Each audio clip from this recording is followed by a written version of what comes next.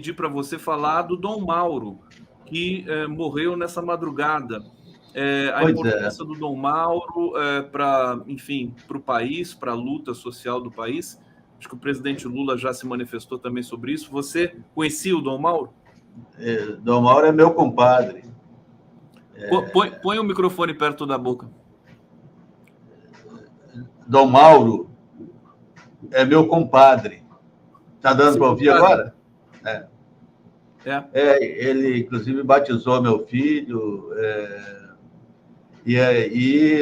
Aqui em Caxias, e como eu sou um dos criadores da Pastoral Operária, a partir da Baixada Fluminense, com o Dom Adriano Hipólito, né? E em seguida veio o Dom Mauro, que inclusive eu já conhecia lá do interior de São Paulo, e que foi aqui de uma importância enorme nessa perspectiva da Igreja da Libertação, né? Então, Dom Mauro, eu estou assim triste porque é alguém um grande amigo que vai, mas que ao mesmo tempo já é história, né? Pelo que significa. A gente teve uma relação muito direta também, Conde, na criação e na continuidade da ação da cidadania.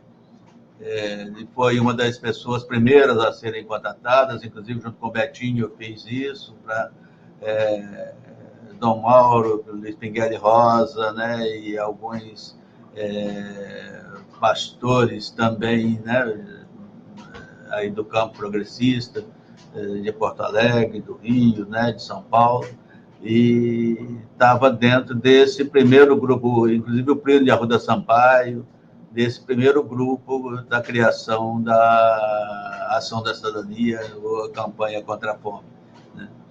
E Dom Mauro teve um papel importante nesse processo. Perfeitamente. O som tá bom aqui. Acho que agora você pode até dispensar, segurar o microfone, que acho que já regularizou aqui, meu querido Adair. Bom, então já está.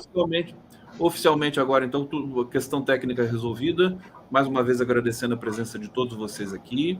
Estamos aqui para o último bloco do Giro das 11, deste dia 9 de outubro de 2023. Vou apresentar aqui, para quem não conhece, o Adair Rocha, professor da PUC do Rio de Janeiro. Aliás, mudou, né? PUC e UERJ, você... Só esclarecendo, eu fui 43 anos professor da PUC. E Perfeito.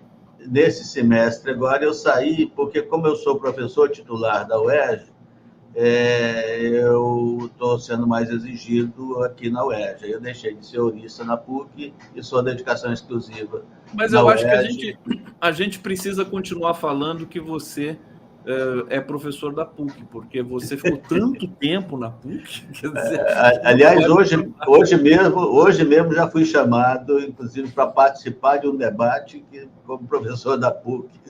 É interessante. Né? Adair, fala um pouco como é que está o estado da arte aí no Rio de Janeiro. Adair mora no Rio de Janeiro, das periferias, depois, enfim, durante esse processo terrível de violência, aquela execução bárbara dos médicos ali no quiosque da Barra da Tijuca. Como é que tá o sentimento? Você é um cara que está em todas as periferias, todas as comunidades do Rio de Janeiro.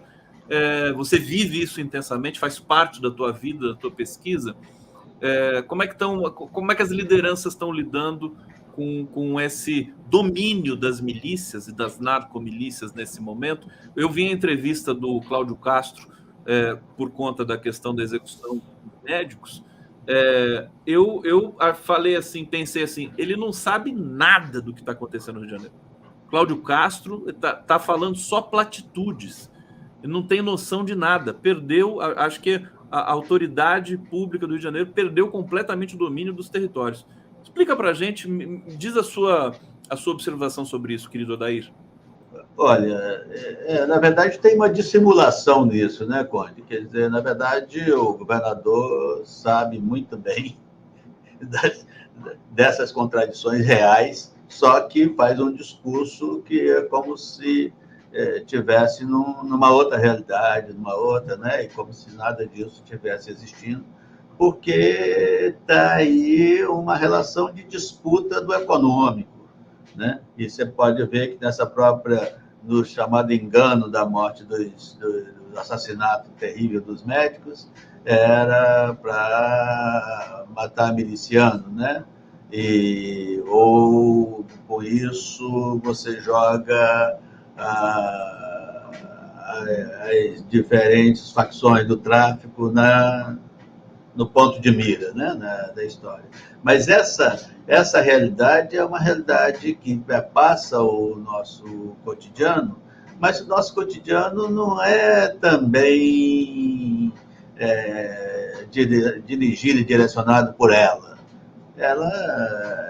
São coisas que estão aí, que precisam ser combatidas porque são questões públicas, né? E que políticas públicas são essas que vão ser desenvolvidas, que vão cada vez mais trabalhar, sobretudo com favelas e periferias, com a mesma lógica que se trabalha a cidade, né? Eu tenho, aliás, estava aqui o grande Luciano Elia, que foi, inclusive, da minha banca de professor titular, né? Há pouco tempo. Não sabia, ele foi da sua banca? Foi da minha banca. Legal. A gente tem uma relação aí há bastante tempo, muito interessante, muito boa, né? O Luciano é um grande companheiro aí, né? E aí, claro que isso mistura com como é que a gente trabalha com o pressuposto da contradição, né? Senão o próprio Foucault estaria em contradição, porque ele certamente é um dos pais da ciência política, né? E aí, é ciência ou não? Como é que o próprio nome está colocado, né? Quer dizer, então, que rigor é esse? Como é que as contradições vão ser trabalhadas? Aparentemente, é como se eu estivesse saindo da resposta tua, mas não estou, não, porque essa interação com a ciência é o que tem trabalhado, que tem me dado condições de perceber cada vez mais o que eu tenho chamado da multicentralidade da cidade. E como é que todo lugar é cêntrico, e como é que você trabalha a potência e a fragilidade, não da favela, mas da cidade, né? Então, nesse sentido, essa própria ciência política, né? E como é que o próprio processo democrático é que vai fazer cada vez mais que a favela e a periferia não tenha que depender de milícia. Ela vai depender de milícia ou vai sofrer os ataques da milícia enquanto o poder público não estiver fazendo aquilo que tem que ser feito para o conjunto da cidade, portanto, com tudo aquilo que o acesso a que tem direito todos os moradores, né, da cidade. E aí o pressuposto da contradição nos ajuda a ver que, ao mesmo tempo que o fascismo e que a ultradireita nega a ciência, ela nega a ciência para que essa ciência não seja o motor do processo orgânico do mundo, né? Mas ele sabe da importância da ciência e usa a ciência a seu favor. Senão é só darmos uma olhada, por exemplo, no que significa lá em 1932, no Congresso de Nuremberg, a Leni Riefenstahl fazendo, né, a filmagem de todo o processo com 150 câmeras. Imagina o que é isso, né, lá nesse momento da história, né, e você fazendo essa filmagem, imagina, depois você deve ter acompanhado muito bem o que significa o triunfo da vontade. Quer dizer, então, essa moçada dá de 10 em qualquer maqueteiro que nós temos hoje, dos chamados até processos eleitorais do Brasil, né? O Adair, eu estou aqui, você está trazendo elementos importantes aqui para eu compor uma questão para você e para todos nós, falando ainda de segurança, porque está interligado aí com a vida das pessoas do Rio de Janeiro, sobretudo. O governo lançou um programa de combate ao crime organizado e que foi suspenso no Rio de Janeiro, porque o Ministério Público contestou ali algumas ações. Flávio Dino disse que eventualmente vai aprimorar e relançar isso.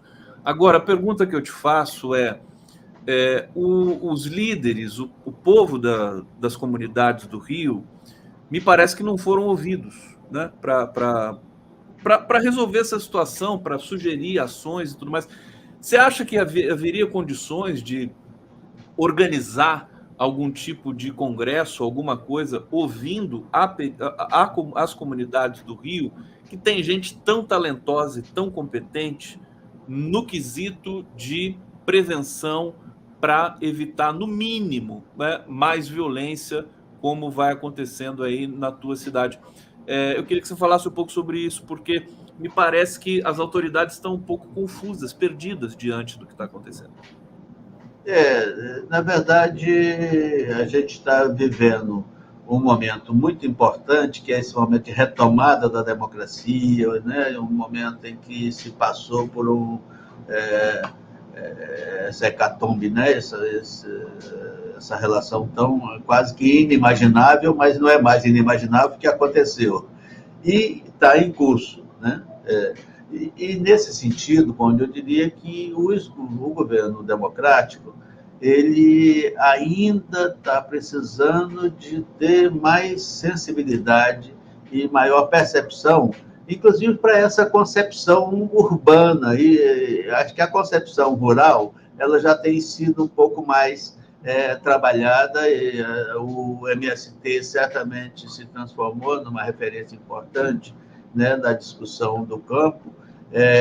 E a discussão do trabalho escravo tem avançado cada vez mais, né? E ela agora tem que entrar cada vez mais para a cidade, né? Quer dizer, como é que a existência da favela em si mesma, ela eu tenho já trabalhado isso com você aqui, uma continuidade da lógica da escravização. Quer dizer, o que é manter, né, o chamado trabalho livre, né, que precisou, coincidentemente, né, e com a Revolução, a chegada da Revolução Industrial e tudo mais, ela tem, né, certamente, nessa existência da favela, onde, no máximo, se entra com políticas assistenciais, as políticas públicas, se não seja aí em São Paulo, né, nas principais favelas, seja aqui no Rio de Janeiro, o Pedro II, ou o CAP das universidades, ou as principais políticas públicas de educação que levam, de toda forma, a burguesia a ser os ocupantes das universidades, né? Se você trabalha com essa mesma lógica com as favelas e periferias, você vai trazer gente da melhor qualidade, gente, inclusive, que está acostumado a passar cotidianamente pelas contradições reais, né? Quer dizer, inclusive nessa questão da segurança é onde o bicho pega, né? E é onde as mortes se dão. Só que agora os médicos chamou muita atenção porque houve engano. Mas isso acontece cotidianamente, né? De uma pessoa que é morta pensando que era outra e tal, e isso acaba sendo quase que uma ação normal da polícia, né? Então, que tratamento é esse da polícia? Aquilo que você chamou a atenção, quer dizer, que você tem lideranças em todas as favelas, né, do Rio de Janeiro, e essas lideranças estão cada vez mais sendo preparadas também na universidade, também nas diferentes instituições que estão criadas para que cada vez mais se aproprie do conhecimento, cada vez mais se aproprie da ciência, cada vez mais se aproprie do que significa a comunicação, do que significa a arte, né? E você tem aquilo, a experiência que eu tenho vivido aqui como coordenador, como diretor do Departamento Cultural da UERJ, a gente faz uma exposição com a Anabela Geiger, ou com a Fábio Straub, ou com o Silvio Meirelles, mas no meio, entre uma exposição e outra, a gente traz grandes artistas visuais das favelas e periferias, né? Ou os próprios alunos, né, do Instituto de Artes, como é que eles já estão trabalhando, e entre esses alunos, você já tem a moçada que está vindo pelas cotas, você tem a moçada que está vindo pela... então, a favela e a periferia cada vez mais se apropria também desse lugar da produção dos saberes, do conhecimento, né, e do que significaria o domínio da ciência, ou o que significaria você enfrentar, de fato, o chamado negacionismo, né? E que situação é essa, né? Quer dizer, você tem, inclusive, coisas que estão sendo produzidas hoje em projetos que estão cada vez mais colocando a periferia como centro nessa história. A multicentralidade, que é a questão teórica aqui praticamente fundada pelo meu querido Adair Rocha, que é importante. Às vezes eu penso assim, né? O Rio de Janeiro é uma espécie de Gaza multicêntrica, né? Porque, embora não tenha... E tem, né? O Rio tem territórios que são dominados, né? Agora é pulverizado por toda a extensão da cidade, inclusive pela singularidade topográfica e geográfica do Rio de Janeiro. A Marilene está dizendo aqui, Conde, nas comunidades do Rio temos o mix milícia, narcotráfico e fundamentalismo evangélico. Os três vivem imbrincados e os trabalhadores cada vez mais acossados. Olha, Adair, eu queria que você falasse para a gente, comentasse sobre a execução dos médicos, porque assim que aquele episódio aconteceu, o fato de um dos médicos ser irmão da deputada federal Sâmia Bonfim já trouxe à memória Marielle Franco imediatamente. A partir daquele momento, o nome do Braga Neto passou a ser mais comentado e reforçado pela extrema-direita para uma candidatura no Rio de Janeiro. A pergunta que eu te faço é: como é que você sentiu aquele evento? Como é que você absorveu?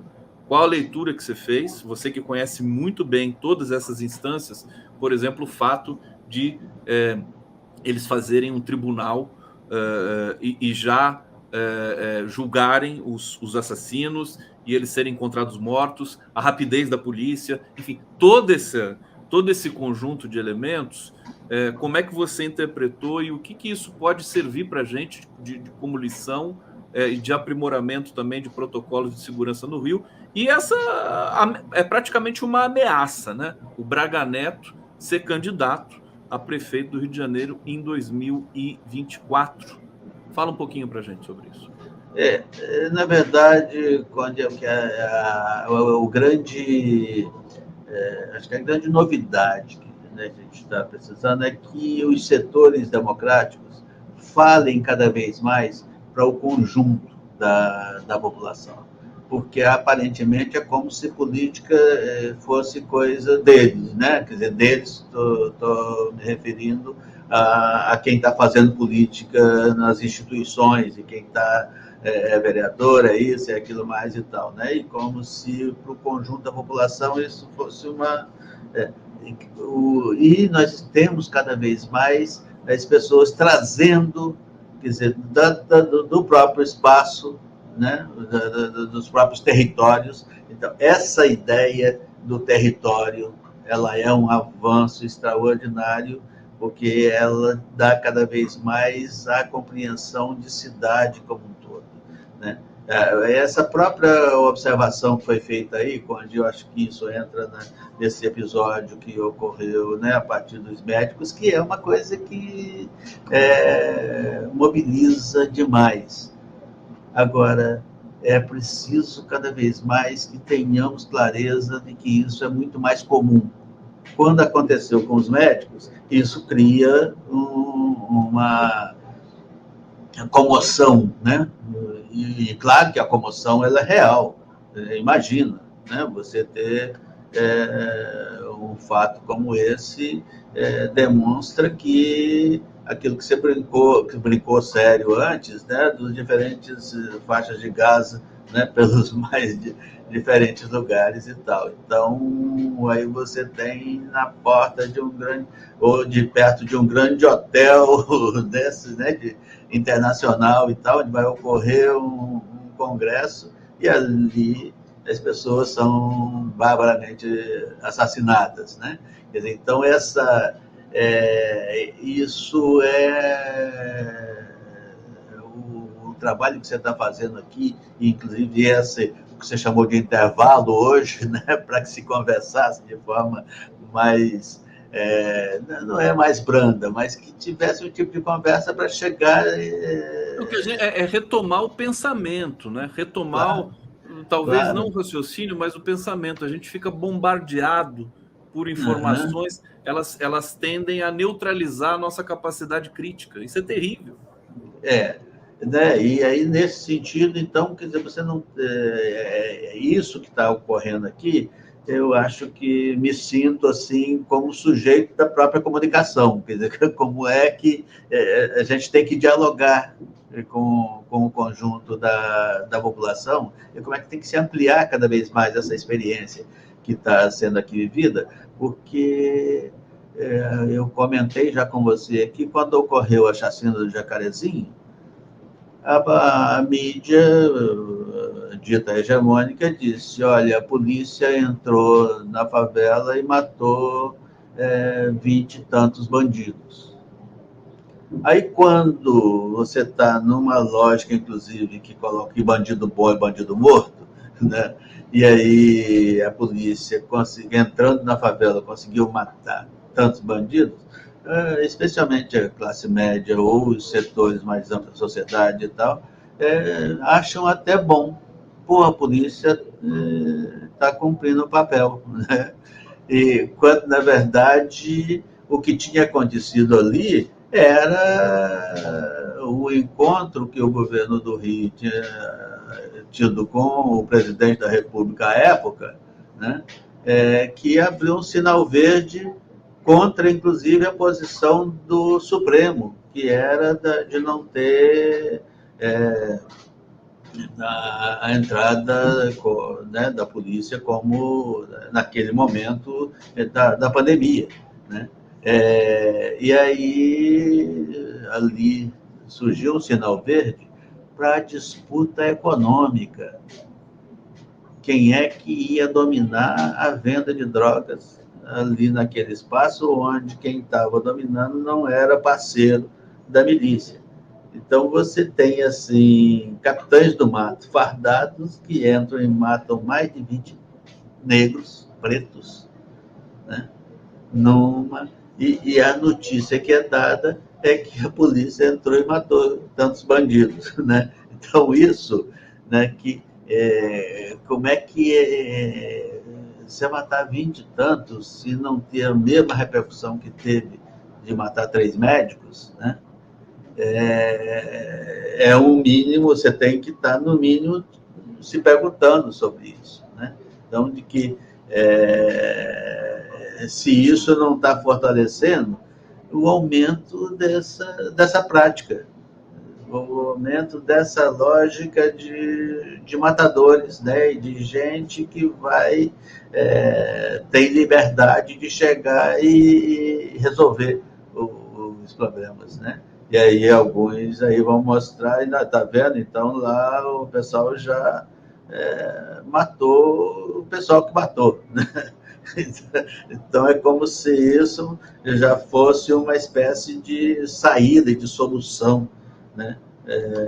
Onde o próprio poder público pudesse, inclusive, se mirar para ver como resolver as coisas, né? Essa lógica é terrível. Eu só chamaria a atenção de que ela é um pouco diferente, né, do chamado fundamentalismo, que é terrível, né, por um lado, mas, por outro, onde o poder público não está, tem um tipo de saída e de solução que está sendo também trabalhada. Que tipo de interação é essa que com pessoas e com famílias e com gente que não tem mais, né, como sobreviver e que encontra, né, na chamada solidariedade ou no tipo de relação que é aí criado, saídas, né? E não é à toa que cresce, né? O fundamentalismo está crescendo na sequência de um processo que era da chamada teologia da libertação, ou das comunidades eclesiais de base, ou quais eram as formas críticas, né, de você fazer, né, quer dizer, na verdade, era fazer política mesmo, né? Eu passei muito por essa experiência, e por isso Dom Mauro Morelli tem uma importância enorme, e não é à toa que o velório dele será aqui em Duque de Caxias, né? Você tem uma parte lá hoje em Belo Horizonte que vai estar sendo feita e tal, mas amanhã o velório será em... Ele vai ser enterrado aonde, Adair? Eu não estou... Eu estou com uma pergunta, mas a impressão que eu tenho é que vai ser em Caxias. Caxias. Já que o velório vai vir para cá, né? E aí... E não só o velório vai vir para cá, mas há uma identidade com a prática religiosa e política, né, a prática pastoral, né, de Dom Mauro Morelli, que tem em Duque de Caxias uma marca e uma significação. Né? Uma representação. Adair Rocha aqui no Giro das 11, a gente está encerrando o nosso programa de hoje, tem um comentário... Nossa, já? Voou o tempo. Eu tenho, assim, é o tempo do sentido, né? Para mim, o tempo é o tempo do sentido.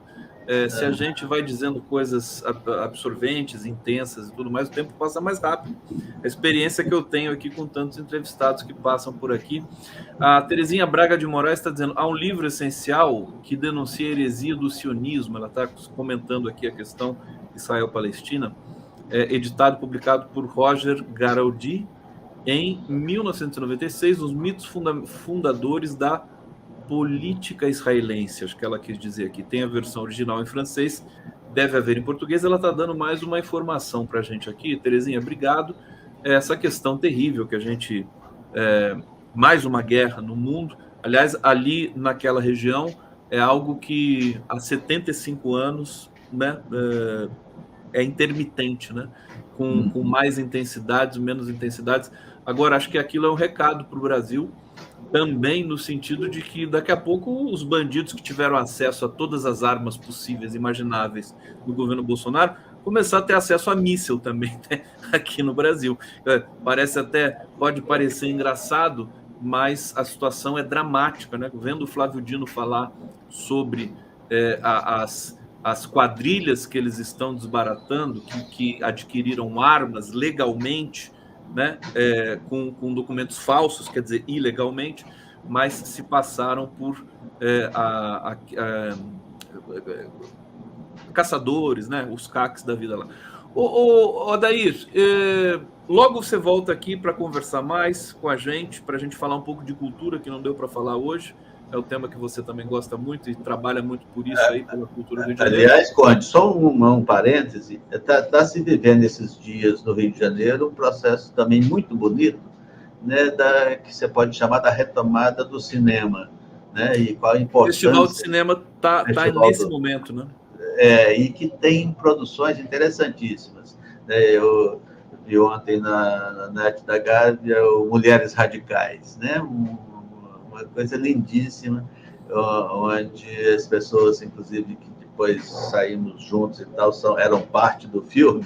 Foi uma discussão lindíssima. E onde, inclusive, no dia anterior também passou o Meu Nome é Gal, né, que é a nossa querida Dandara, né, que é Luda Ferreira, né, filha do Juca Ferreira, que a própria Gal é que pediu, quando o documentário da Gal saiu, da Gal era viva, e ela convidou... A Dandara é diretora ou é atriz? Diretora. É diretora. Acabou sendo atriz, representando a nossa querida baiana viva, a Betânia. Mas as pessoas... O ator que representa Caetano é o próprio Caetano, é muito impressionante. Olha, fica a dica para todos vocês que estão no Rio de Janeiro, se não tiverem também, acho que o festival vai até o fim dessa semana, né? Vai. Festival de Cinema do Rio de Janeiro, fantástico. Eu vou tentar trazer a coordenadora aqui, a Hilda, né? Vou ver se ela conversa um pouquinho com a gente aqui. Adair! Extraordinária, né? Beijo para você, saudade. Muita coisa ficou que coisa, né? Mas como diz aquela música, logo você voltará. Aliás, como diz o Luciano antes, aí eu chamaria atenção para o Papo Caetano. Avisa lá que eu vou. Avisa lá que eu vou. Gente, obrigado. Super beijo para vocês. Excelente semana. Continuem com a gente aqui. Amanhã o Giro das 11 volta mais uma vez às 11 da manhã, pontualmente, para todas as redes. Obrigado.